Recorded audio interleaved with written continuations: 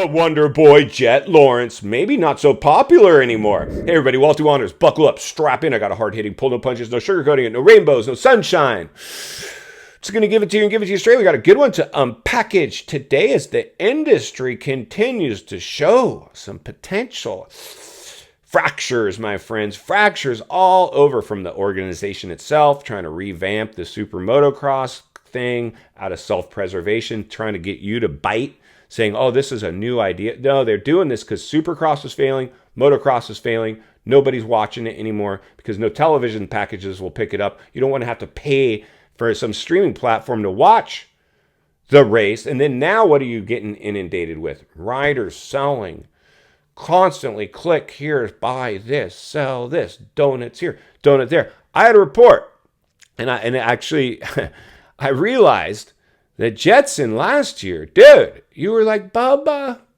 you were the new guy, the Wonder Boy. Honda put all their eggs. They let Kenny go. Sexton's on his way out. You're the man now, Jetson. You're going to be the face of Honda. And they've rolled the dice before with riders, with the ones I just mentioned, Roxon, all kinds of eggs and hit, no championship. Sexton, all kinds of big pay, no championship. Now we're going to do it again with you, Jetson. You're the one. But unfortunately, you're watering it down with some PR team, some marketing campaign, trying to sell us whatever you can. Instead of coming on and doing something awesome like the Bubba Scrub to stamp something, the Knack Knack, something. What do we get from Jetson? We don't get a Knack Knack. We don't get a Bubba Scrub. You get Jetson donuts. That might be a problem because I heard that the cheers were not quite as loud for Jetson this year. He's succumbing to it. And while I like the kid, don't get me wrong, I think seems like a nice kid. Cheering for him. Love his talent on the bike. He's got kind of this Wyndham-esque, fluid kind of technique. Looks a little effortless. Where we used to have like Ricky, who was a short little sawed-off redhead that had to just get in there, shave seat foam, and do whatever he could to pin it. Let that thing go buck wild under him and just try to be comfortable being uncomfortable. Bubba throwing scrubs, launching sections no one else would.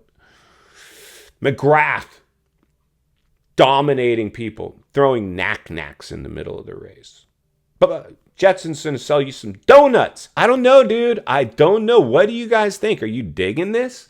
Are you digging this? Are you drinking the Jetson Kool-Aid or eating the Jetson donuts that you were last year? I've been watching it. I've been watching it because I'm a marketing guy.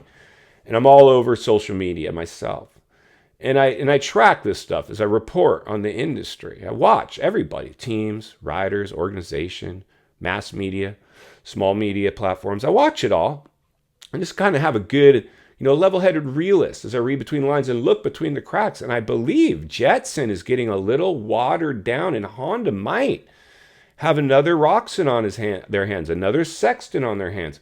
They're putting all their eggs in this basket. And it's not about Honda anymore. It's about the brand Jetson, not the racer Jetson. We've got a machine now built around him to inundate social media to sell you products. And while we've always been a merchandise-driven industry, selling rider print clothing and things like that, fans can represent and support their favorite rider. It's now become a little bit watered down, clicky, just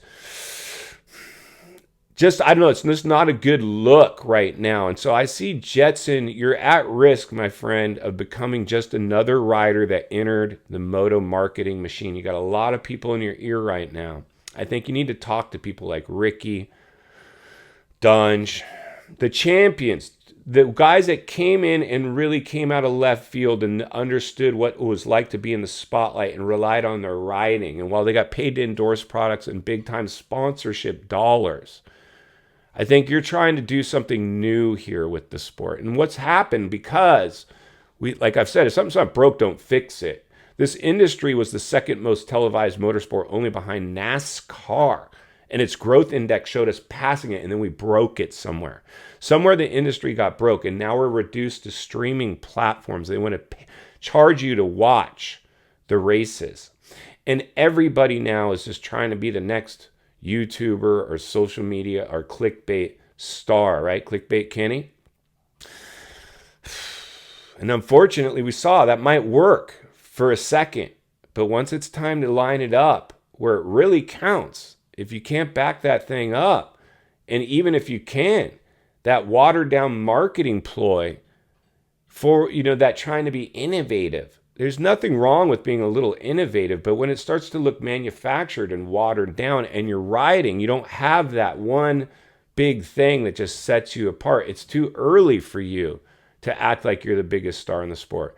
You're a lights class guy right now that's clearly got the edge on the current competition. If there was someone there to challenge you, we wouldn't be talking about you today. We wouldn't be selling Jetts and donuts. You just got lucky, and there's nobody in the class at the moment that can challenge you. Like when Ricky came in and he had to deal with McGrath.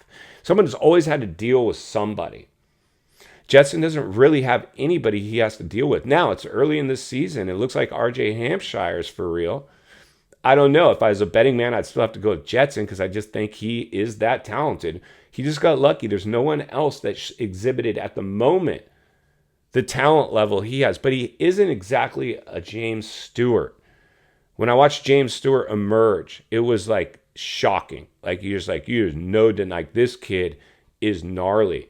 And like I said, even with Ricky riding on the razor's edge and sometimes crashing in spectacular fashion in order to do it, they stood the test of time. It's too early to put all our eggs in the Jetson basket. In final thoughts, I come to you as a friend, as a content creator, as an industry guy who wants to see you not only win on the track, off the track, understanding the waters we're swimming in or not swimming in now because we're canceling races now in the first time in history because of rain.